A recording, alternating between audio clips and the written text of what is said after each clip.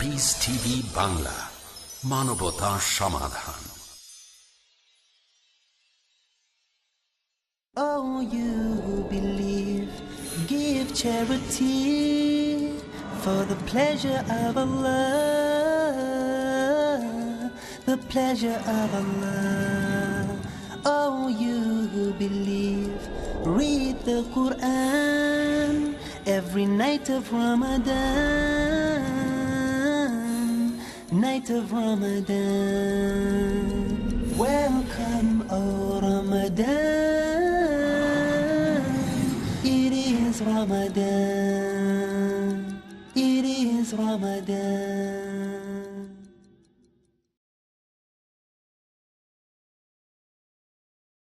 প্রিয় মুসলিম এবং অমুসলিম ভাই ও বোনেরা, আসসালামু আলাইকুম ওয়া রাহমাতুল্লাহি ওয়া বারাকাতুহু। আমাদের স্রষ্টা মহান আল্লাহ তাআলার দয়া, শান্তি ও রহমত আপনাদের সবার উপরে বর্ষিত হোক।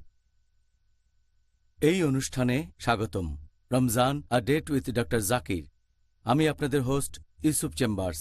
আর আজকের আমাদের অনুষ্ঠানের আলোচনার বিষয় লাইলাতুল কদর, অর্থাৎ বিধান দেয়ার রাত অথবা ক্ষমতার রাত। ডক্টর জাকির, আরও একবার আসসালামু আলাইকুম। ওয়ালাইকুম আসসালাম রহমতুল্লাহ বারাকাতুহু।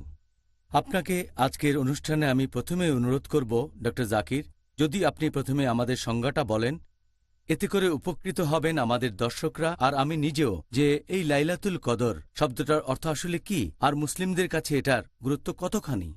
আলহামদুলিল্লাহ, ওয়াসসালাতু ওয়াসসালাম আলা রাসূলিল্লাহ ওয়া আলা আলিহি ওয়া সাহবিহি আজমাইন, আম্মা বাদ।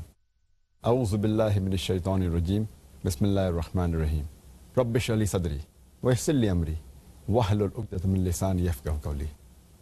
লায়লাতুল কদর শব্দের মানে, লায়ল মানে রাত, কদর মানে বিধান বা ক্ষমতা বা অনেক শ্রদ্ধা অথবা রাজকীয়। তাহলে লায়লাতুল কদরের মানে হচ্ছে ক্ষমতার রাত অথবা বিধান দেওয়ার রাত অথবা রাজকীয় রাত অথবা অনেক শ্রদ্ধার রাত। আর লায়লাতুল কদরের গুণের কথা যদি বলতে হয়, এটা যে রমজান মাসের শ্রেষ্ঠ রাত শুধু তাই নয়, সারা বছরের মধ্যে এটা হচ্ছে শ্রেষ্ঠ রাত। এই রাতেই পবিত্র কোরআন অবতীর্ণ হয়েছিল। আল্লাহ সুবহানাহু ওয়া তাআলা পবিত্র কোরআনে বলেছেন, সূরা কদর অধ্যায় নম্বর ৯৭ আয়াত ১ থেকে ৫, ইন্না আনজালনাহু ফি লাইলাতুল কদর ওয়া মা আদরাকা মা লাইলাতুল কদর লাইলাতুল কদর খায়রুম মিন আলফি শাহর তানাজ্জালুল মালাইকাতু ওয়ার রূহু ফিহা বিইজনি রাব্বিহিম মিন কুল্লি আমর সালামুন ইয়া হাত্তা মাতলাল ফজর। যার মানে হচ্ছে, নিশ্চয়ই আমি অবতীর্ণ করেছি এই বাণী পবিত্র কোরআন ক্ষমতার এই রাতে, বিধান দেয়ার এই রাতে। আর এই মহিমান্বিত রাত সম্পর্কে তুমি কতখানি জানো? ক্ষমতার এই রাত, এটা হাজার মাস অপেক্ষা শ্রেষ্ঠ। এই রাতে ফেরেশতাগণ এবং রূহ তারা তাদের প্রতিপালকের অনুমতিক্রমে অবতীর্ণ হয় প্রত্যেক কাজে। শান্তি বজায় থাকে সকাল পর্যন্ত। তাহলে কোরআনের এই আয়াত থেকে আমরা জানতে পারি যে এই রাত লাইলাতুল কদর, ক্ষমতার রাত, বিধান দেয়ার রাত, এটা সারা বছরের মধ্যে শ্রেষ্ঠ রাত। আর এই রাতেই পবিত্র কোরআন নাজিল হয়েছিল। আরও বলা হয়েছে, এই ক্ষমতার রাত রাজকীয়, অনেক শ্রদ্ধার, মহিমান্বিত। যদি এই রাতে কোনো ভালো কাজ করেন, সেটা হাজার মাসের কাজের চেয়ে অনেক বেশি ভালো কাজ হবে। এখন হাজার মাসকে 12 দিয়ে ভাগ করেন, সেটা হবে 83 বছরেরও বেশি। এটা মানুষের গড়পড়তা আয়ুর চেয়েও বেশি সময়। যদি আল্লাহর ইবাদত করেন এই একটা রাতে, সেটা আপনার সারা জীবনের ইবাদতের চেয়ে ভালো। এছাড়াও বলা হয়েছে যে এই রাতে ফেরেশতাগণ এবং রূহ পৃথিবীতে নেমে আসেন আল্লাহ সুবহানাহু ওয়া তাআলার অনুমতিক্রমে।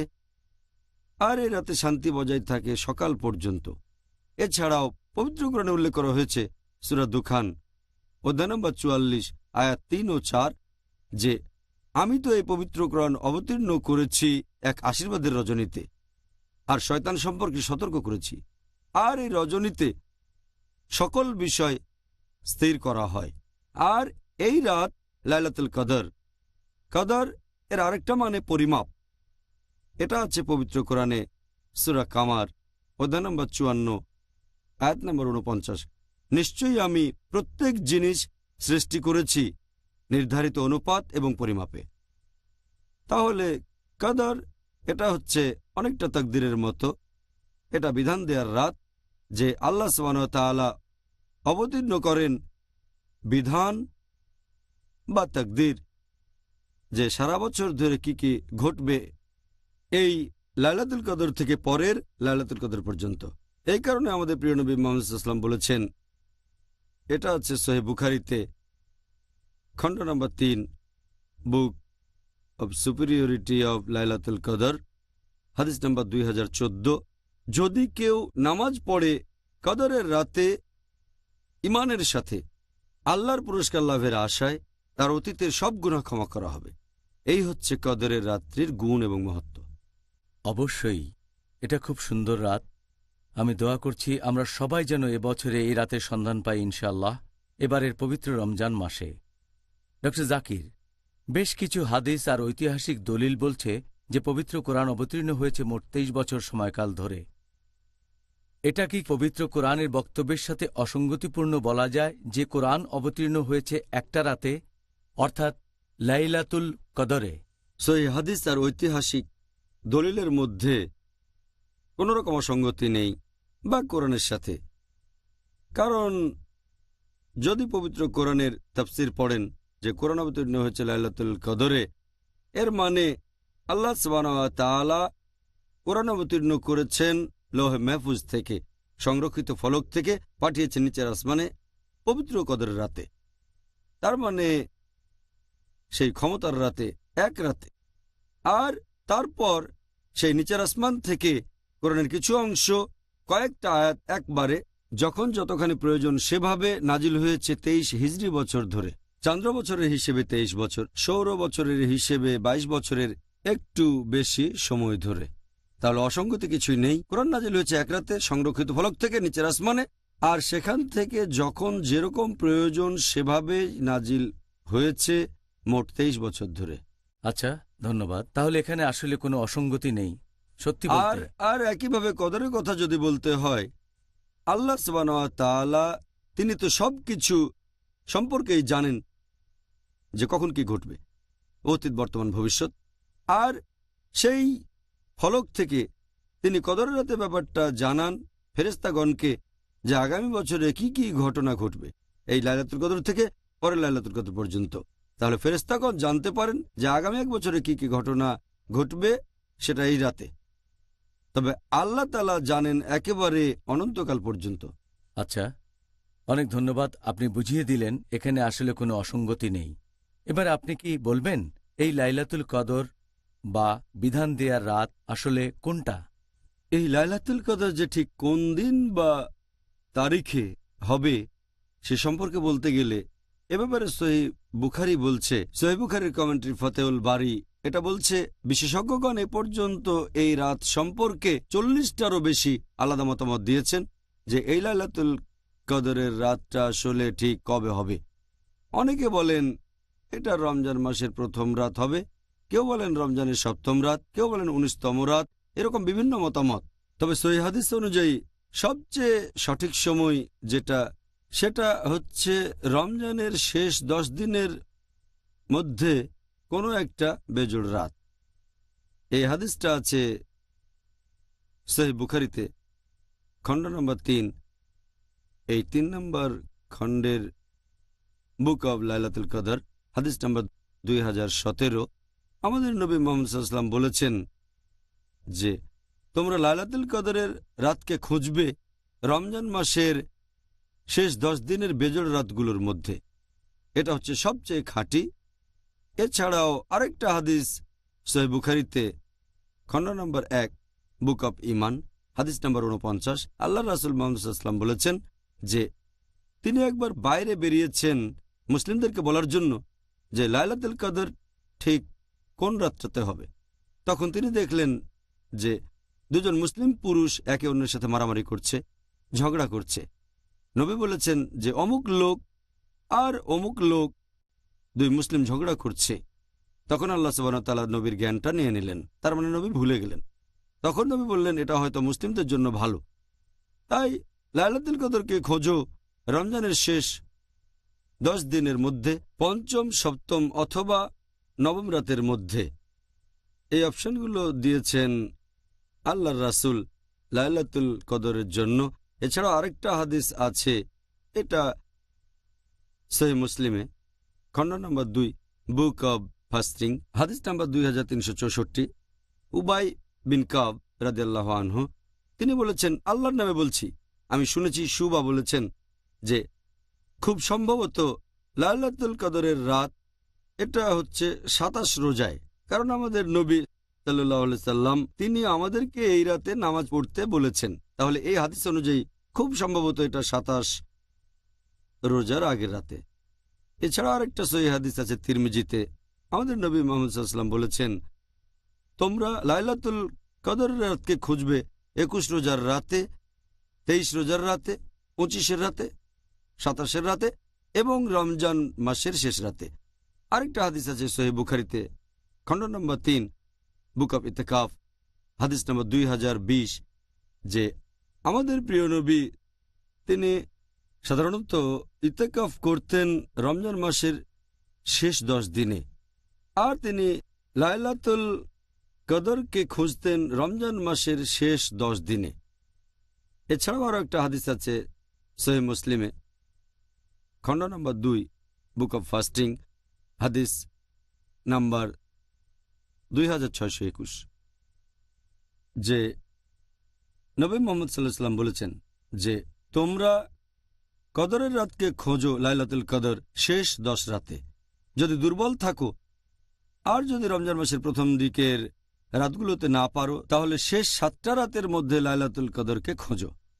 আরও একটা হাদিস আছে সহিহ বুখারীতে, খণ্ড নম্বর 3 নম্বর খণ্ডের বুক অব লাইলাতুল কদর, হাদিস নম্বর 2015।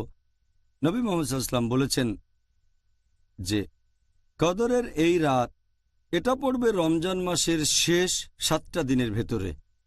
এরকম রেকর্ড থেকে আমরা জানতে পারি যে লাইলাতুল কদর এটা খুব সম্ভবত রমজান মাসের শেষ 7 দিনের ভেতরে।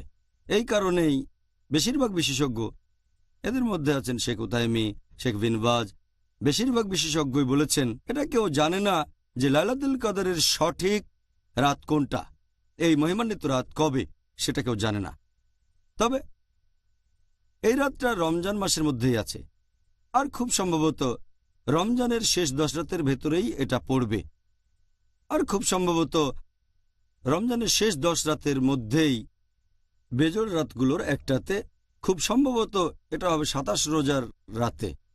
কেউ একেবারে সঠিকভাবে দিনটা বলতে পারে না, তবে নিশ্চয়ই ইনশাআল্লাহ এটা পড়বে রমজানের শেষ 10 রাতের মধ্যে, সম্ভবত রমজান মাসের শেষ 10 রাতের মধ্যে বেজোড় রাতগুলোতে। বেশিরভাগ বিশেষজ্ঞ একথাই বলেন। আমরা যেন এই রাতের সন্ধান পাই ইনশাআল্লাহ। প্রিয় ভাই ও বোনেরা, দেখা হবে একটা বিরতির পর ইনশাআল্লাহ। আসসালামু আলাইকুম। It is Ramadan. নবীজি মুহাম্মদ সাল্লাল্লাহু আলাইহি ওয়াসাল্লামের মণিমুক্তা। সুহাইব বিন সিনান আর রুমি রাদিয়াল্লাহু আনহু বলেন, রাসূলুল্লাহ সাল্লাল্লাহু আলাইহি ওয়াসাল্লাম বলেছেন, মুমিন ব্যক্তির ব্যাপারটা অদ্ভুত। মুমিনের প্রতিটি কাজই তার জন্য মঙ্গলময়। এটা একমাত্র মুমিনেরই বৈশিষ্ট্য। তার সচ্ছলতা অর্জিত হলে সে কৃতজ্ঞতা প্রকাশ করে, তা তার জন্য কল্যাণকর। তার উপর কোনো বিপদ নেমে এলে সে ধৈর্য ধারণ করে, এটাও তার জন্য কল্যাণকর। সহিহ মুসলিম 4th খণ্ড, মন গলানো অধ্যায়, হাদিস সংখ্যা 7138।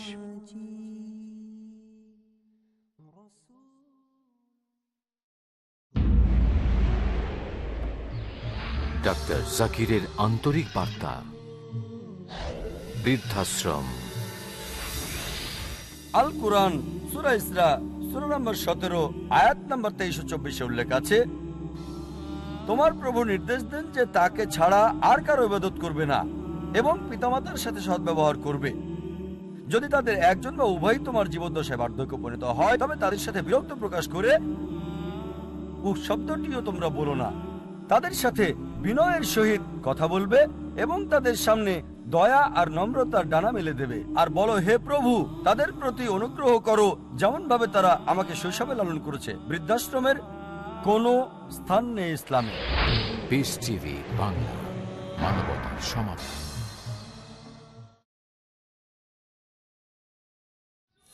It is Ramadan. প্রিয় মুসলিম এবং অমুসলিম ভাই ও বোনেরা, আসসালামু আলাইকুম। এই অনুষ্ঠানে আবারও স্বাগতম। Ramzan a date with doctor Zakir. আমি আপনাদের হোস্ট ইউসুফ চেম্বার্স। আর আজকে আমাদের আলোচনার টপিক লাইলাতুল কদর। ডক্টর জাকির, আসসালামু আলাইকুম। ওয়ালাইকুম আসসালাম রহমতুল্লাহ বারাকাতুহু।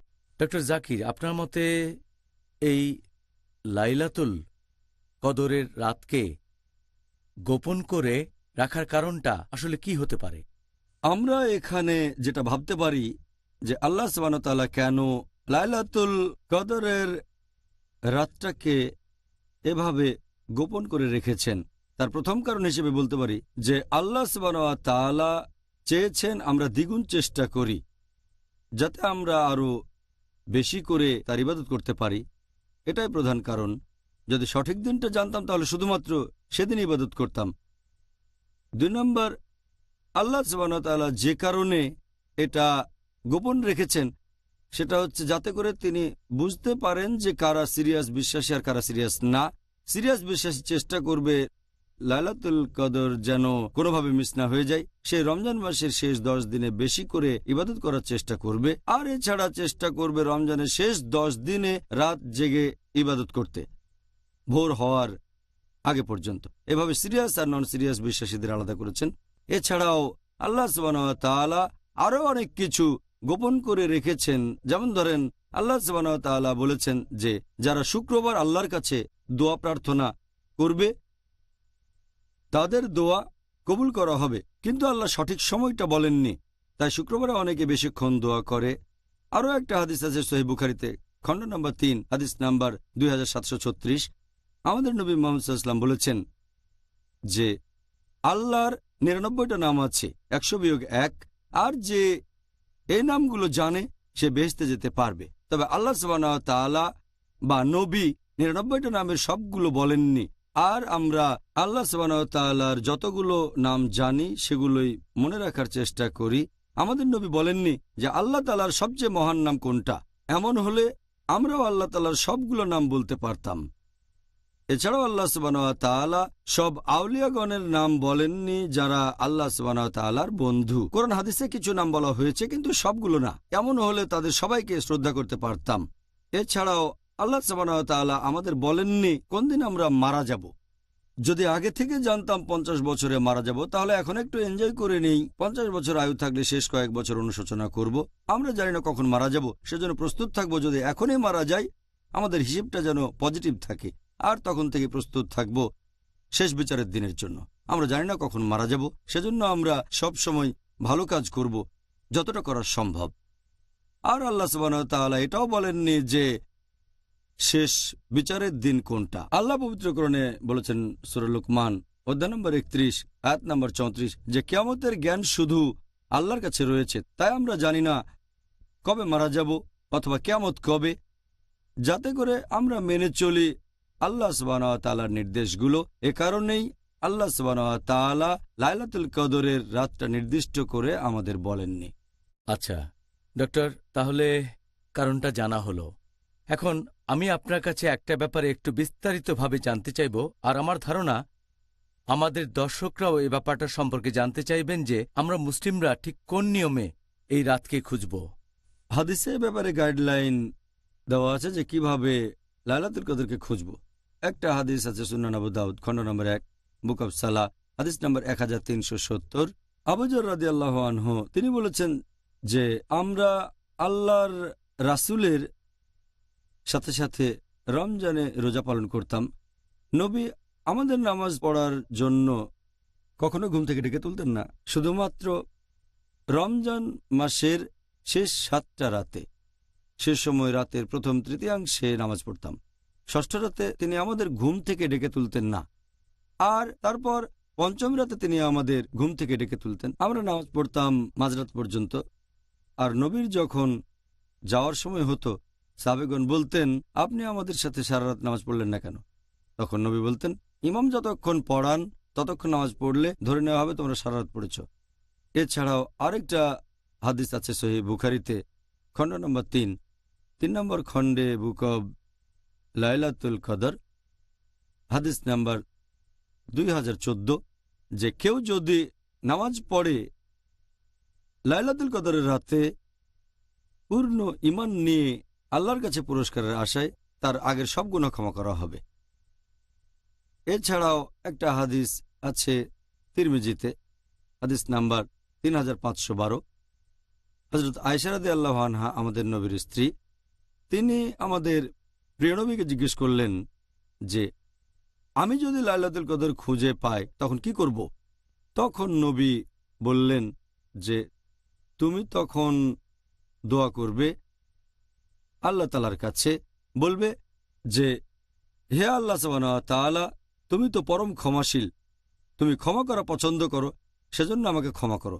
আরেকটা হাদিস আছে সহিহ বুখারীতে, খণ্ড নম্বর 3, বুক অব ফাস্টিং, হাদিস নাম্বার 2024, যে আমাদের নবী মুহাম্মদ সাল্লাল্লাহু আলাইহি ওয়াসাল্লাম রমজানের শেষ 10টা রোজার সময় তার কোমরবন্ধনী শক্ত করে বাঁধতেন, মানে তখন বেশি পরিশ্রম করতেন, আর সংযত থাকতেন স্ত্রী সম্পর্কের ব্যাপারেও, এবং রমজানের শেষ 10 দিন শুধু নামাজ পড়তেন। তিনি পরিবারের সবাইকে ঘুম থেকে ওঠাতেন। আরও একটা হাদিস সহিহ মুসলিমে, খণ্ড নম্বর 2, বুক অব ফাস্টিং, হাদিস নাম্বার 2644, যে নবী মুহাম্মদ সাল্লাল্লাহু আলাইহি সাল্লাম রমজান মাসের শেষ 10 রাতে আরও বেশি করে নামাজ পড়তেন, বেশি করে আল্লাহর ইবাদত করতেন, দোয়া করতেন, বেশি জিকির করতেন শেষ 10 রাতে। আমরা মুসলিমরাও এভাবেই লাইলাতুল কদরকে খুঁজব। পবিত্র কুরআন বা সহিহ হাদিসে কি এই লাইলাতুল কদরের নিদর্শন সম্পর্কে কোনো কিছু উল্লেখ করা হয়েছে? সহিহ হাদিসে লাইলাতুল কদরের কিছু নিদর্শনের কথা বলা হয়েছে, তবে আলহামদুলিল্লাহ যতগুলো নিদর্শনের কথা বলা হয়েছে এগুলো দেখতে পাই লাইলাতুল কদর পার হয়ে যাওয়ার পরে। তাহলে এটাও আল্লাহ সুবহানাহু ওয়া তাআলার ইচ্ছা, তিনি চান না আমরা আগে জানতে পারি। যদি জানতে পারতাম তাহলে হয়তো শুধু সেই রাতেই ইবাদত করতাম, আর অন্যান্য রাতগুলোতে আমরা আল্লাহ সুবহানাহু ওয়া তাআলার ইবাদত খুব একটা হয়তো করতাম না। একটা হাদিস আছে সহিহ মুসলিমে যে লাইলাতুল কদরের ঠিক পরের দিন সূর্যের কোনো কিরণ থাকবে না, দেখাবে একটা থালার মতো যতক্ষণ না মাথার উপরে উঠছে। এছাড়াও সহিহ মুসলিমে বলা হয়েছে, খণ্ড নম্বর 2, বুক অব ফাস্টিং, হাদিস নম্বর 2633, যে লাইলাতুল কদরের পরের দিন সূর্যের কোনো কিরণ থাকবে না। সহিহ মুসলিমে আরও একটা হাদিস আছে, খণ্ড নম্বর 2, বুক অব ফাস্টিং, হাদিস নম্বর 2635, আমাদের নবী বলেছেন যে লাইলাতুল কদরের রাতে চাঁদটাকে দেখাবে একটা থালার মতো, মাসের শেষের চাঁদ যেরকম হয়। এই সহিহ হাদিসটা আছে তাবরানী আর ইবনে খুজাইমাতে, যে লাইলাতুল কদরের যে আলো সেটা খুব গরম হবে না, আবার হবে না খুব ঠান্ডাও। এটা হবে একটা সুন্দর রাত, সুখ শান্তির রাত। আর সূর্যটা লাইলাতুল কদরের পরের দিনে হবে হালকা এবং লালচে। তাহলে লাইলাতুল কদরের নিদর্শন সম্পর্কে হাদিসে এটুকুই বলা হয়েছে, তবে এই নিদর্শনগুলো দেখা যাবে লাইলাতুল কদরের পরে, যাতে করে আমরা আগে লাইলাতুল কদরকে খুঁজি। এই রকমই আসলে হওয়া উচিত। এখন আপনি কি বলবেন যে আমাদের নবী মুহাম্মদ সাল্লাল্লাহু আলাইহি সাল্লাম তিনি এই পবিত্র রমজান মাসের শেষ 10 দিনে কি কি পালন করতেন? আমি আগেও বলেছি, এই হাদিসটা আছে সহিহ বুখারীতে, খণ্ড নম্বর 3, বুক অফ ইতিকাফ, হাদিস নাম্বার 2024, নবী মুহাম্মদ সাল্লাল্লাহু আলাইহি সাল্লাম রমজানের শেষ 10 দিনে কোমরবন্ধ শক্ত করে বাঁধতেন, আর রমজানের শেষ 10 দিন শুধু নামাজ পড়তেন, নিজের পরিবারকে ঘুম থেকে তুলতেন, তাদেরকে জাগিয়ে রাখতেন, বেশি করে নামাজ পড়তেন। এই হাদিস থেকে আমরা জানতে পারি নবী প্রথমে যে কাজটা করতেন, কোমরবন্ধ টাইট করতেন, মানে বেশি পরিশ্রম করতেন। দ্বিতীয়ত তিনি স্ত্রীদের সাথে সম্পর্কের ব্যাপারেও সংযত থাকতেন, কারণ রমজানের শেষ 10 দিন এতেকাফে বসতেন তিনি। আর এতেকাফের একটা নিয়ম হচ্ছে স্ত্রীর সাথে মেলামেশা করা যাবে না। পবিত্র কোরআন বলছে সূরা বাকারা অধ্যায় নম্বর 2 আয়াত নম্বর 187। এছাড়াও তিনি তখন নামাজ পড়তেন রাতের বেশিরভাগ সময় বা পুরো রাত ধরে। এটা করতেন রমজানের শেষ 10 রাতে। নবী রাতের বেলায় নামাজ পড়তেন, আল্লাহ সুবহানাহু ওয়া তাআলার ইবাদত করতেন শেষ 10 রাতে। এটা বলা হয় যে সারা রাত ধরে নামাজ পড়া উচিত না, এটা হলো যে বছরের প্রত্যেকটা দিন রাত। এটা বাদে রমজানের শেষ 10 দিনে রাতের বেশিরভাগ সময় নামাজ পড়তে পারেন, এমনকি সারা রাতও পড়তে পারেন, এটার অনুমতি আছে। এছাড়াও বলা হয়েছে যে তিনি তার পরিবারকে জাগাতেন, তিনি নিশ্চিত করতেন যে তার স্ত্রীগণও যেন ঘুম থেকে উঠে আল্লাহ সুবহানাহু ওয়া তাআলার ইবাদত করে, লাইলাতুল কদরকে খোঁজে। এই পয়েন্টটাও মাথায় রাখতে হবে। এছাড়াও নবী বেশি করে চেষ্টা করতেন, বেশি নামাজ পড়তেন, বেশি করে দোয়া করতেন, বেশি জিকির করতেন, আল্লাহ তাআলার কাছে আরও যাওয়ার চেষ্টা করতেন রমজানের শেষ রাতগুলোতে। জাজাকাল্লাহ খায়ের। প্রিয় ভাই ও বোনেরা, দেখা হবে একটা বিরতির পর ইনশাআল্লাহ। আসসালামু আলাইকুম। It is Ramadan.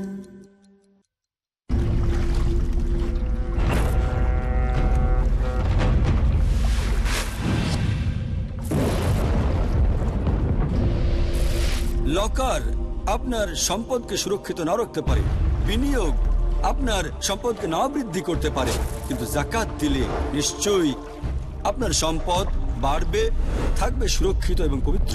পিস টিভির সাথে থাকুন। আপনার জাকাত ও দানের অর্থ পাঠাতে পারেন IRFI Al Ryan Bank, 47 Calthorpe Road, Birmingham, UK. Post code B151TH। Pound account number 01132301। IBAN GB49 ARAY 30008301 132301। Sort code 300083। Swift BIC code ARAY GB22। টাকা পাঠিয়ে আমাদের ইমেল করুন support@peacetv.tv। পিস টিভি, মানবতার সমাধান। সমানতা। কোরআন তো বিশ্বের সকল জ্ঞানের উৎস, এখান থেকে জ্ঞানকে বের করে নিতে হবে। ঘোষণা। সৌরজগৎ সূর্যকে কেন্দ্র করে, তার গ্রহগুলো একটি চমৎকার শৃঙ্খলার ভিতর দিয়ে ঘুরছে। পৃথিবী ঘুরছে তার আপন কক্ষপথে। গবেষণা। আল্লাহ সুবহানাহু ওয়া তাআলা কি পরিমাণ শৃঙ্খলার ব্যবস্থা করেছেন। ডক্টর আহমদুল্লাহ ত্রিশালী। সব আলোচনা এখানে চলে আসতে পারে। হে আল্লাহ, মালিকাল মুলক, সকল সৃষ্টি জগতের মালিক তুমি। যা মজবুত করে দেবে ঈমান, কোরআন ও আধুনিক বিজ্ঞান। প্রতি সোমবার ও মঙ্গলবার রাত 8:30টায় আর পুনঃ সম্প্রচার দুপুর 12:30টায় বাংলাদেশে পিস টিভি বাংলায়।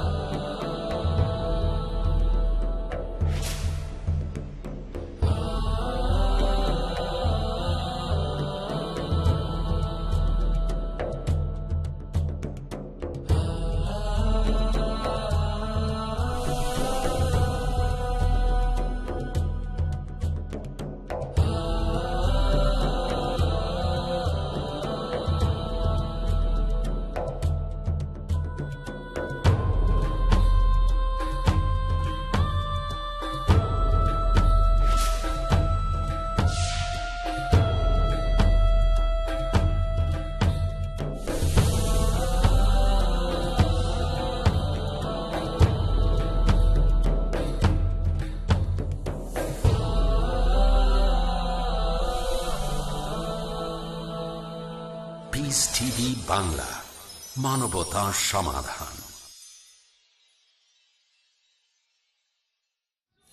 It is Ramadan. প্রিয় মুসলিম এবং অমুসলিম ভাই বোনেরা, আসসালামু আলাইকুম।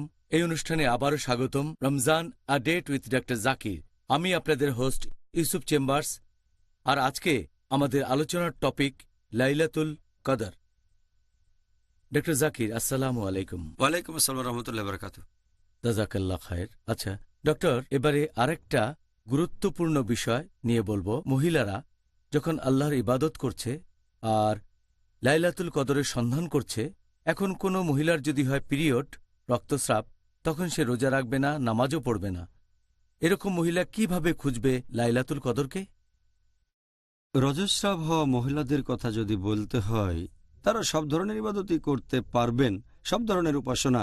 রজস্রাব হওয়ার সময় পারবেন না নামাজ পড়তে, রোজা রাখতে, কাবার চারপাশে প্রদক্ষিণ করতে আর ইতেকাফ করতে। ইবাদতের এই 4টা কাজ বাদে রজস্রাব হওয়া মহিলা সব ধরনের ইবাদত করতে পারবে।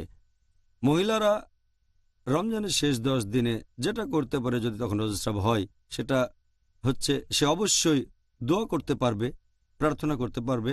আমাদের নবী বলেছেন, হাদিসটা আছে তিরমিজিতে 2370 নম্বর হাদিস, যে প্রার্থনা করা, দোয়া, এটা হচ্ছে শ্রেষ্ঠ ইবাদতগুলোর একটা। আর দোয়া একটা ইবাদত। আল্লাহর কাছে ক্ষমা প্রার্থনা করতে পারে, বলবে আস্তাগফিরুল্লাহ, আমি আল্লাহ তাআলার কাছে ক্ষমা চাচ্ছি। আর একটা হাদিসে হযরত আয়েশা রাদিয়াল্লাহু আনহা বলেছেন, এটার উল্লেখ আছে তিরমিজিতে, হাদিস নাম্বার 3512, যে হযরত আয়েশা রাদিয়াল্লাহু আনহা নবী সাল্লাল্লাহু আলাইহি সাল্লামকে জিজ্ঞেস করলেন যে যদি তিনি জানেন আজকের রাতে লাইলাতুল কদর তাহলে তিনি কি করবেন। নবীজি তখন উত্তরে বললেন যে তুমি আল্লাহ তাআলার কাছে ক্ষমা প্রার্থনা করবে আর বলবে যে তুমি তো পরম ক্ষমাশীল, তুমি ক্ষমা করা পছন্দ করো, সেজন্য আমাকে ক্ষমা করো। তাহলে আল্লাহর কাছে ক্ষমা প্রার্থনা করাটাও সেরা ইবাদতের মধ্যে পড়ে। এছাড়াও রজস্রাব হওয়া মহিলারা যেটা করতে পারে রোজার শেষ 10 দিনে, সেটা হচ্ছে জিকির। যেমন ধরেন সে সময় বলতে পারে সুবহানাল্লাহি ওয়ালহামদুলিল্লাহি ওয়ালা ইলাহা ইল্লাল্লাহু আল্লাহু আকবার, যার মানে সকল মহিমা আল্লাহর, সকল প্রশংসা আল্লাহর, আল্লাহ সুবহানাহু ওয়া তাআলা ব্যতীত আর কোনো উপাস্য নেই এবং আল্লাহ সর্বশক্তিমান। আরও পড়তে পারে সুবহানাল্লাহি বিহামদি, মানে সকল মহিমা আল্লাহর এবং সকল প্রশংসা আল্লাহর। এছাড়াও পড়তে পারে সুবহান আল্লাহ ওয়াল আযীম, যে সকল প্রশংসা আল্লাহর, তিনিই মহান। তাহলে জিকির করতে পারবেন, যত বেশি জিকির করতে পারবেন ততই ভালো। এছাড়াও তারা পবিত্র কোরআন তেলাওয়াত করতে পারবে, কোরআনের অনুবাদ পড়তে পারবে। তাহলে এই সব ইবাদত করার মাধ্যমে তারা এই রাতে আল্লাহর কাছাকাছি আসতে পারবে। জাযাকাল্লাহ খায়ের। এবারে আমি আপনাকে দর্শকদের পাঠানো বেশ কয়েকটা প্রশ্ন করব আজকের টপিকের উপর। প্রথম প্রশ্ন, সেটা হলো, যদি আল্লাহ সবার ভাগ্য ঠিক করে দেন, তারপর আমি যদি কোনো পাপ করি, এখন দোষ দেব কাকে? আমার ভাগ্যে যদি লেখা থাকে যে আমি খুন করব, তারপর একদিন খুন করে ফেললাম, তবে এই কাজটার জন্য তো আসলে আমি কখনোই দায়ী হব না, কারণ আল্লাহ আমার ভাগ্যে এগুলো লিখে রেখেছেন। সেই জন্য দায়ী হবেন আল্লাহ। তাহলে আমাকে কেন সেটার জন্য শাস্তি পেতে হবে? এখন আপনার এই প্রশ্নটার উত্তর যদি বলতে হয়, এটা বেশ কমন প্রশ্ন, অনেকেই করে থাকে, বিশেষ করে অমুসলিমরা, যে আল্লাহ সুবহানাহু ওয়া তাআলা ভাগ্য ঠিক করে দিয়েছেন। আর এটা বোঝা একটু কঠিন। আমি আপনাদের বোঝার জন্য উদাহরণ দিচ্ছি যে আল্লাহ সুবহানাহু ওয়া তাআলার আছে ইলমে গায়েব, অদৃশ্য জিনিস সম্পর্কে জ্ঞান, তিনি ভবিষ্যৎ জানেন। একটা উদাহরণ দেই। ধরেন একটা ক্লাসে একজন টিচার আছেন যিনি ছাত্রদের পড়ান। 1 বছর যাওয়ার পরে, পরীক্ষা শুরু হওয়ার আগে, টিচার অনুমান করলেন যে এই ছেলেটা পরীক্ষায় ফার্স্ট ক্লাস ফার্স্ট হবে, এই ছেলেটা সেকেন্ড ক্লাস পাবে, এই ছেলেটা পরীক্ষায় ফেল করবে। যখন পরীক্ষা হয়ে গেল, তারপর রেজাল্ট বের হলো, ছাত্র এ ফার্স্ট ক্লাস ফার্স্ট হলো, ছাত্র বি পেল সেকেন্ড ক্লাস, ছাত্র সি ফেল করল। এখন আমি আপনাদের প্রশ্ন করি যে যেহেতু টিচার আগে অনুমান করেছিলেন ছাত্র সি পরীক্ষায় ফেল করবে, এখন ছাত্র সি কি এটা বলতে পারবে যে টিচার অনুমান করেছিলেন বলেই আমি পরীক্ষায় ফেল করেছি? আমরাও জানি ব্যাপারটা এমন না। টিচার অনুমান করেছেন যে ছাত্র এ ফার্স্ট ক্লাস ফার্স্ট হবে, কারণ তিনি জানতেন এই ছেলেটা পড়াশোনা করে আর সে মেধাবী। ছাত্র বি সে হলো অ্যাভারেজ। ছাত্র সি পড়াশোনা মন নেই, ঠিক মতো ক্লাসও করতো না, ঠিক মতো লেখাপড়া করতো না, হোমওয়ার্ক করতো না। এইসব দেখে টিচার অনুমান করেছিলেন যে ছাত্র সি ফেল করবে, কিন্তু ছাত্র সি টিচারকে দোষ দেবে না যে টিচার অনুমান করেছিলেন আমি ফেল করব, সেজন্যই আমি ফেল করেছি। ফেল করার জন্য ছাত্র সি দায়ী। একইভাবে আল্লাহ সুবহানাহু ওয়া তাআলার আছে ইলমে গায়েব। যেমন ধরেন কোনো একজন মানুষ একটা রাস্তার মোড়ে আসলো, সেখান থেকে 5টা রাস্তা 5 দিকে গেছে, রোড 1 2 3 4 5। তার স্বাধীন ইচ্ছা আছে, সে যে কোনো রাস্তা যেতে পারে। সে বেছে নিল রোড 3 নাম্বার। এখন আল্লাহ তার নিয়তে লিখে রেখেছেন সে 3 নম্বর রোডে যাবে। ব্যাপারটা এমন না যে আল্লাহ লিখে রেখেছেন বলেই সে এই রাস্তায় যাচ্ছে, আসলে সেরকম না। যেহেতু সে 3 নম্বর রুট বেছে নেবে, তাই আল্লাহ তাআলা আগে থেকেই লিখে রেখেছেন। কারণ আল্লাহর আছে ইলমে গায়েব, যেভাবে টিচার অনুমান করেছিলেন। এখানে আল্লাহ জানেন লোকটার স্বাধীন ইচ্ছা আছে, সে যে কোনো রাস্তা বেছে নিতে পারে, 5টা রাস্তার মধ্যে যে কোনোটা, কিন্তু গেল 3 নম্বর রোডে। আল্লাহ আগে থেকে জানেন লোকটা 3 নম্বর রোডেই যাবে, সেজন্য আল্লাহ তার তকদিরে লিখে রাখলেন সে যাবে 3 নম্বর রোডে। এরপর 3 নম্বর রাস্তা দিয়ে যাচ্ছে, কিছুক্ষণ পরে আরেকটা মোড়ের সামনে আসলো, 1 2 3 নম্বর রাস্তা বেছে নিল। যেহেতু সে 3 নম্বর রাস্তা বেছে নেবে, আল্লাহ এটা আগে থেকে জানতেন, তারা ছিল ইলমে গায়েব। আল্লাহ লিখলেন কিছুক্ষণ সময় পরে লোকটা আরেকটা মোড়ে আসবে, আর সে লোকটা আবার 3 নম্বর রাস্তাটা বেছে নেবে। ব্যাপারটা এমন না যে আল্লাহ তার তকদিরে লিখেছেন 3 নম্বর রাস্তায় যাবে, এজন্যই সে 3 নম্বর রাস্তায় যাচ্ছে। যেহেতু সে 3 নম্বর রাস্তায় যাবে, আল্লাহ আগেই লিখে রেখেছেন। এটা বোঝা একটু কঠিন, তবে আল্লাহ তাআলার রয়েছে ইলমে গায়েব। একইভাবে একজন লোক যদি জীবিকা উপার্জন করতে চায়, তার সামনে অনেক উপায় আছে। হয় সে চেষ্টা করে যেতে পারে, পরিশ্রম করতে পারে, কোনো সৎ কাজ করে টাকা উপার্জন করতে পারে, অথবা ডাকাতি করতে পারে, চুরি করতে পারে। এটা তার ইচ্ছা, সে ঠিক করলো সে চুরি করবে। আল্লাহ আগে থেকে জানেন যে 25 বছর বয়সে তার সামনে টাকা উপার্জনের সদ উপায় থাকবে, অথবা চুরি করবে, কিন্তু সে চুরি করবে।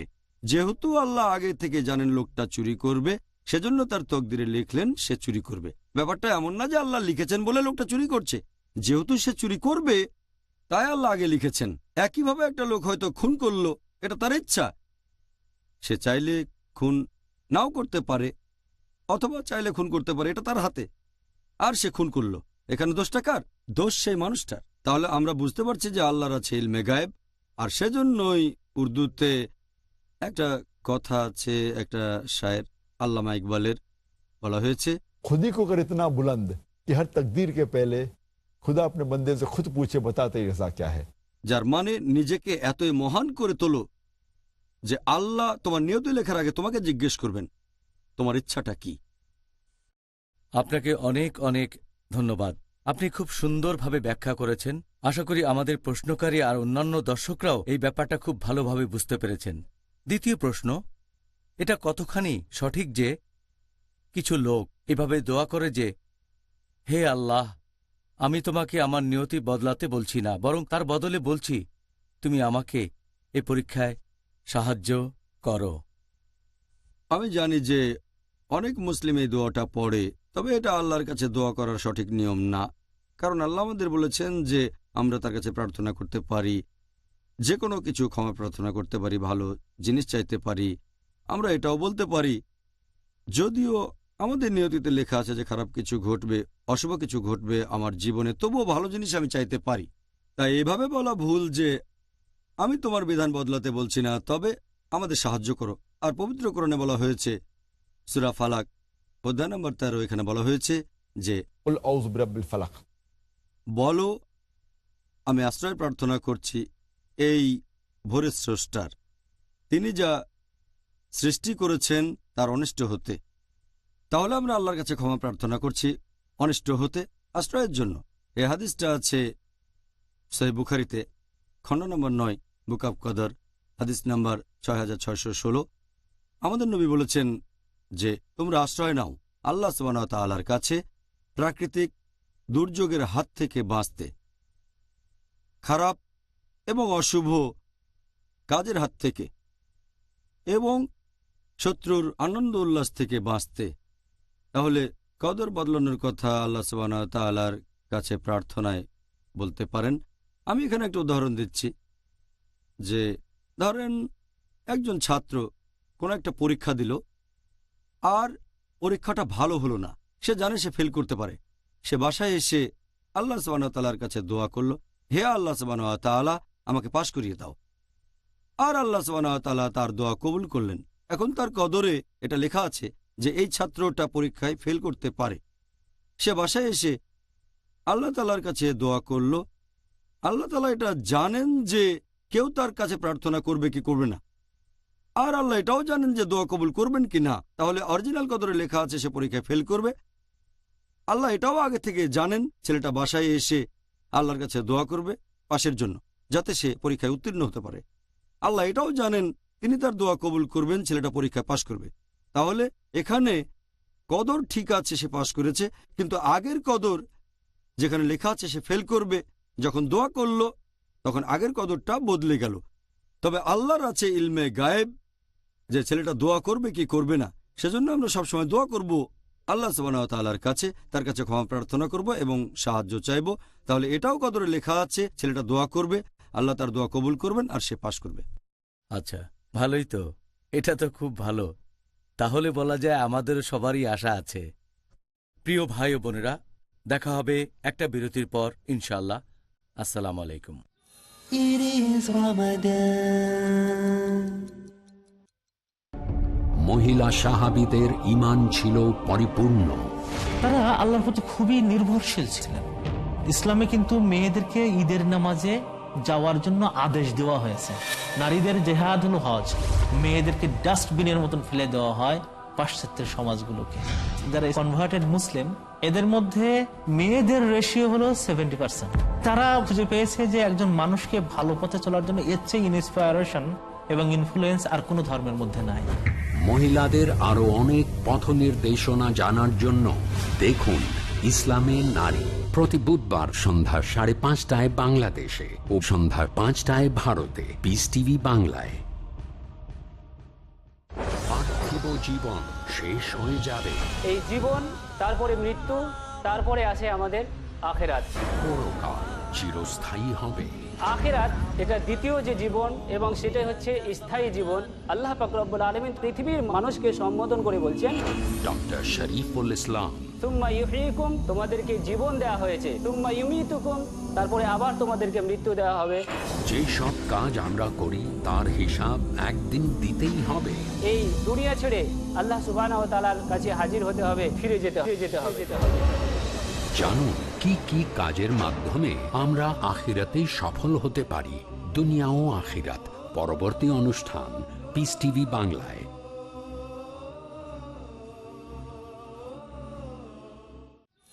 It is Ramadan. প্রিয় মুসলিম এবং অমুসলিম ভাই বোনেরা, আসসালামু আলাইকুম। এই অনুষ্ঠানে আবারও স্বাগতম। Ramzan a date with doctor Zakir. আমি আপনাদের হোস্ট ইউসুফ চেম্বার্স। আর আজকে আমাদের আলোচনার টপিক লাইলাতুল কদর। ডক্টর জাকির, আসসালামু আলাইকুম। ওয়ালাইকুম আসসালাম রহমতুল্লাহ বারাকাতুহু। পরের প্রশ্ন, কদরে বিশ্বাস করা, এটা দিয়ে আসলে ঠিক কি বোঝানো হয়? কদরে বিশ্বাস করার কথা যদি বলতে হয়, এটা হচ্ছে ঈমানের স্তম্ভগুলোর একটা। কদরে বিশ্বাস করব, আর এখানে 4টা পয়েন্ট আছে যেটা কদরে বিশ্বাস করার সময় আমরা মেনে চলব। 1 নাম্বার, আল্লাহ তাআলা সব কিছু জানেন। আল্লাহ তাআলা সব কিছু সম্পর্কে জানেন, অতীত, বর্তমান আর ভবিষ্যৎ। সাধারণ বিষয় আর খুঁটিনাটি সবকিছুই তিনি জানেন। অসীম থেকে অসীমের সবকিছুই তার জানা। তাহলে আল্লাহ একমাত্র যিনি সবকিছু জানেন, তার আছে ইলমে গায়েব। 2 নম্বর পয়েন্ট, আল্লাহ সুবহানাহু ওয়া তাআলা এগুলো রেখেছেন লিখে লৌহে মাহফুজে, একটা সংরক্ষিত ফলকে। আর এই 2টো পয়েন্ট কদর নিয়ে এটা আছে সূরা হজে অধ্যায় নম্বর 22 আয়াত নম্বর 70, যে তুমি কি জানো না আল্লাহ সুবহানাহু ওয়া তাআলা আকাশ ও পৃথিবীতে যা আছে সবই জানেন। নিশ্চয়ই সকলেই আছে একটা কিতাবে, আর তার নিকট এটা সহজ। তাহলে 1 নম্বর, আল্লাহ সবকিছু জানেন। 2 নম্বর, এটা রেকর্ড করা আছে সূরা হজে অধ্যায় নম্বর 22 আয়াত নম্বর 70। সহিহ মুসলিমের একটা হাদিস, খণ্ড নম্বর 4, বুক অফ কদর, হাদিস নাম্বার 6416, যে আল্লাহর রাসূল বলেছেন, আল্লাহ পৃথিবী ও আকাশমণ্ডলী সৃষ্টির 50,000 বছর আগে বিশ্বজগৎ সৃষ্টির নির্দেশ দিয়েছেন। এছাড়াও আরেকটা হাদিস আছে সুন্নান আবু দাউদে, খণ্ড নম্বর 3, হাদিস নাম্বার 4683, যে আল্লাহ সুবহানাহু ওয়া তাআলা প্রথমে সৃষ্টি করলেন একটা কলম, আর সেটাকে বললেন লেখো। কলম উত্তর দিল, হে প্রভু, আমি কি লিখব? তখন আল্লাহ সুবহানাহু ওয়া তাআলা লিখলেন এই কদর, মহাবিশ্বের সবকিছুর, একেবারে শেষ সময় পর্যন্ত, শেষ বিচারের দিন শুরু হওয়ার আগে পর্যন্ত। এ হলো প্রথম 2টো পয়েন্ট। কদর পয়েন্ট নাম্বার 3, হচ্ছে যে যা কিছু ঘটে আল্লাহ সুবহানাহু ওয়া তাআলার ইচ্ছাতেই সেটা হয়, সবকিছু। আল্লাহ পবিত্র কোরআনে বলেছেন সূরা কাসাস অধ্যায় নম্বর 28 আয়াত নম্বর 68, আল্লাহ সুবহানাহু ওয়া তাআলা যা ইচ্ছা করেন তাই সৃষ্টি করেন। এরপর আছে সূরা ইব্রাহিম অধ্যায় নম্বর 14 আয়াত নম্বর 27, যে আল্লাহ যা ইচ্ছা করেন সেটাই করেন। এরপর আরও আছে সূরা বুরুজ অধ্যায় নম্বর 85 আয়াত নম্বর 16, আল্লাহ তাআলা সেটাই করেন যা ইচ্ছা করেন। তাহলে আমরা বুঝতে পারছি যে আল্লাহ সুবহানাহু ওয়া তাআলা যা ইচ্ছা করেন তাই করতে পারেন, তিনি যা ইচ্ছা করেন তাই করেন। আর এরপর কোরআন বলছে সূরা ইমরান অধ্যায় নম্বর 3 আয়াত নম্বর 6, যে আল্লাহ সুবহানাহু ওয়া তাআলা মাতৃগর্ভে যেভাবে ইচ্ছা তোমাদের আকৃতি দেন। পবিত্র কোরআনে সূরা নিসা অধ্যায় নম্বর 4 আয়াত নম্বর 90, যে আল্লাহ যদি চাইতেন তাহলে তাদেরকে ক্ষমতা দিতেন, তারা তোমাদের সাথে যুদ্ধ করত।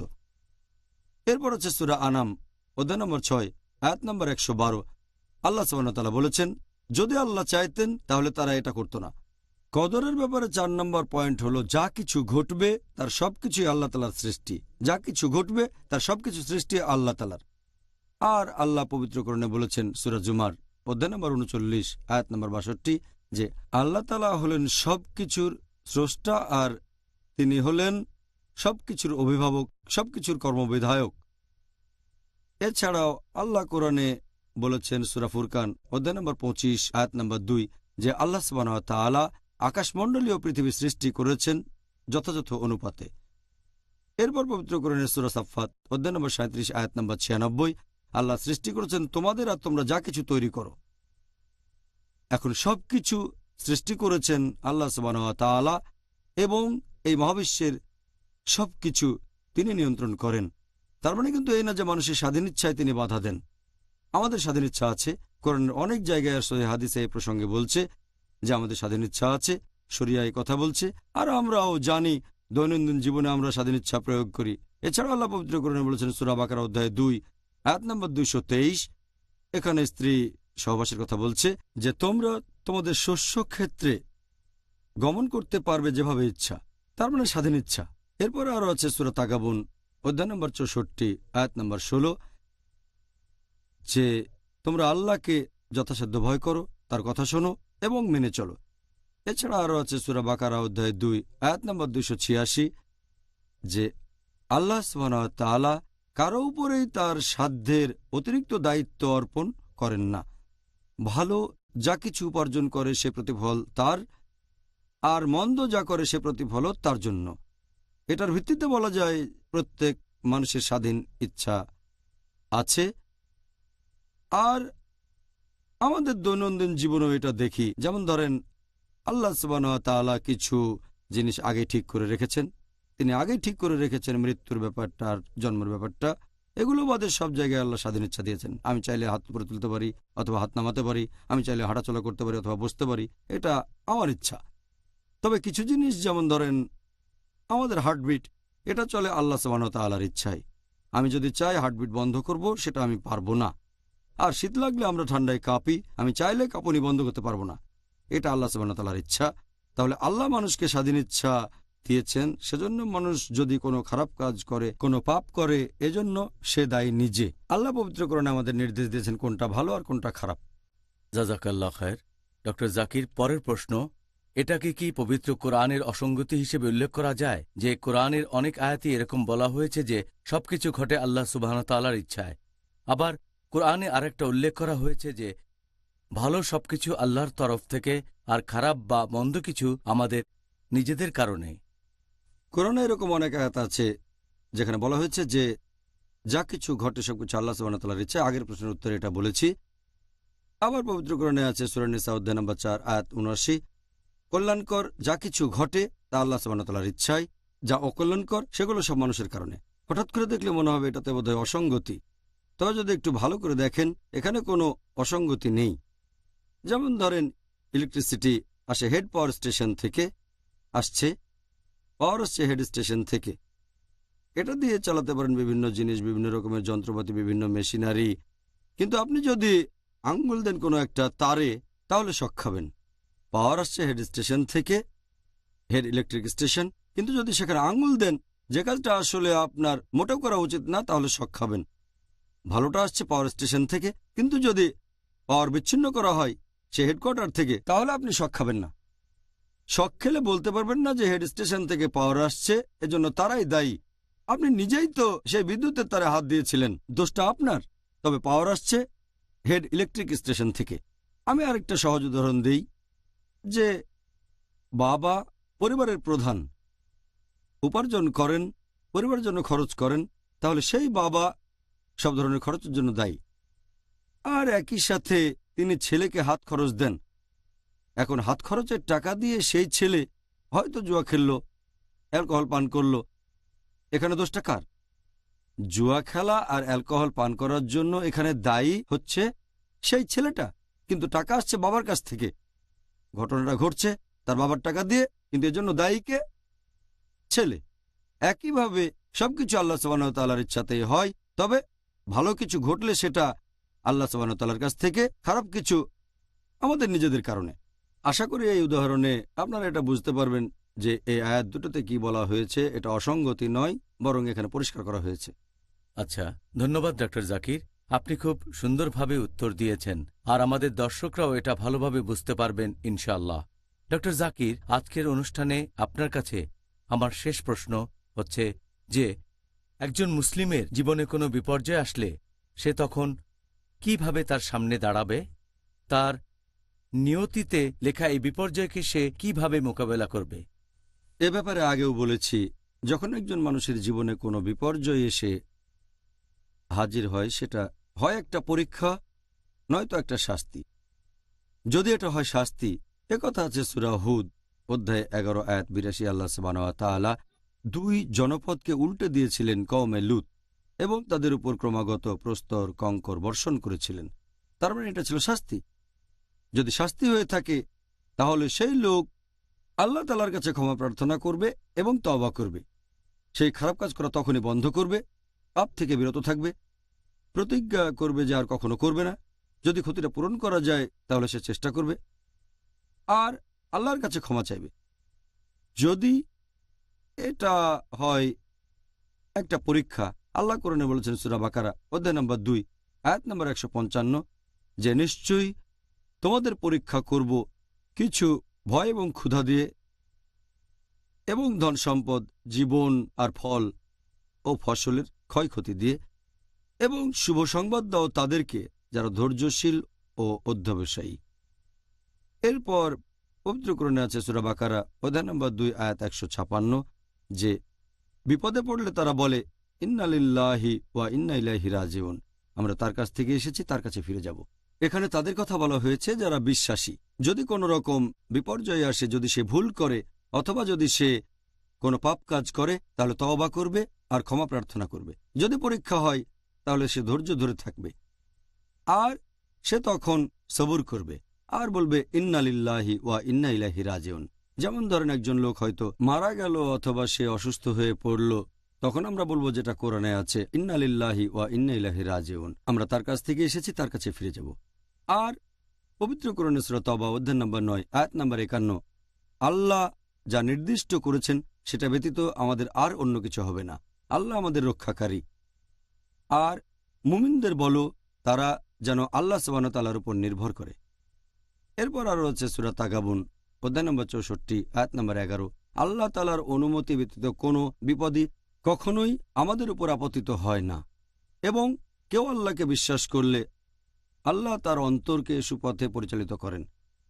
এরপর কোরআনে আছে সূরা জুমার অধ্যায় নম্বর 39 আয়াত নম্বর 10, যে যারা ধৈর্যের সাথে অধ্যবসায়ী হয় তাদের জন্য রয়েছে অপরিমিত পুরস্কার।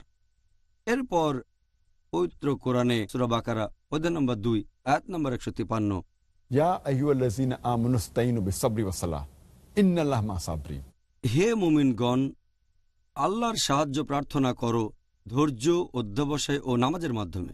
নিশ্চয়ই আল্লাহ আছেন তাদের সাথে যারা ধৈর্যশীল ও অধ্যবসায়ী। তাহলে আমরা হব ধৈর্যশীল ও অধ্যবসায়ী। আরেকটা হাদিস, এটা আছে সহিহ মুসলিমে খণ্ড নম্বর 4 হাদিস নম্বর 7138, নবী মুহাম্মদ সাল্লাল্লাহু আলাইহি সাল্লাম বলেছেন, বিশ্বাসীদের কাজগুলো বেশ অদ্ভুত। যদি তার জীবনে কিছু ভালো ঘটে সে আল্লাহ তাআলাকে ধন্যবাদ জানায়, আর যদি সে বিপদে পড়ে তখন ধৈর্যশীল অধ্যবসায়ী হয়, তার জন্য পরকালে ভালো জিনিস অপেক্ষা করছে। তাহলে যদি কোনো রকম বিপর্যয় আসে, যদি তার ভুল থাকে, সে শুধরে নেবে, তা না হলে ধৈর্যের সাথে অধ্যবসায়ী হবে। কারণ আল্লাহ বলেছেন, তোমরা সাহায্য প্রার্থনা করো আল্লাহ সুবহানাহু ওয়া তাআলার ধৈর্য অধ্যবসায় নামাজের মাধ্যমে। নিশ্চয়ই আল্লাহ তাদের সাথে আছেন যারা ধৈর্যশীল অধ্যবসায়ী। জাযাকাল্লাহ খায়ের। আবারও ধন্যবাদ ডক্টর জাকির। তাহলে আজকে আমরা আমাদের এই অনুষ্ঠানের শেষ পর্যায়ে চলে এসেছি। আলহামদুলিল্লাহ, আমি নিজে আজকে অনেক উপকৃত হয়েছি, আর আমি আশা করছি যে আমাদের দর্শক ভাই বোনেরাও যথেষ্ট উপকৃত হয়েছে। আর আমি দোয়া করছি আপনি, আমি আর দর্শকরা, আমরা সবাই আজকে আপনার উত্তরগুলো শুনে উপকৃত হয়েছি। জাযাকাল্লাহ খায়ের। ভাই ও বোনেরা, আশা করি আজকের অনুষ্ঠানটা দেখে আপনারা সবাই উপকৃত হয়েছেন। আপনাদের সাথে আবার দেখা হবে এই অনুষ্ঠানে আগামীকাল, আর সেদিন আমাদের আলোচনার টপিক হবে ইতিকাফ। আসসালামু আলাইকুম ওয়া রাহমাতুল্লাহি ওয়া বারাকাতুহু। حافظين ذاكرين قانتين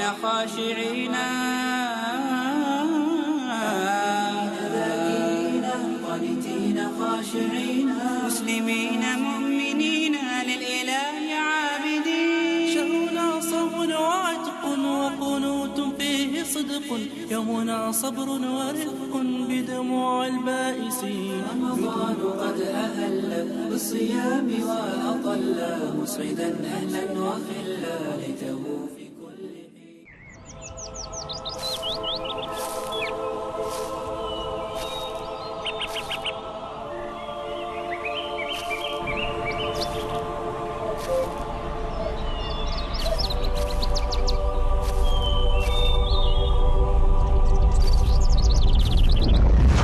সকল বিনিয়োগের আছে তাদের নিজস্ব ঝুঁকি আর প্রতীক্ষার ক্ষণ। লাভ কিংবা ক্ষতি নিশ্চিত নয়, তবে এমন কি কোনো বিনিয়োগের কথা আপনার জানা আছে যা আশ্বাস দেবে নিশ্চিত লাভের, এই জীবনে না বরং পরকালে?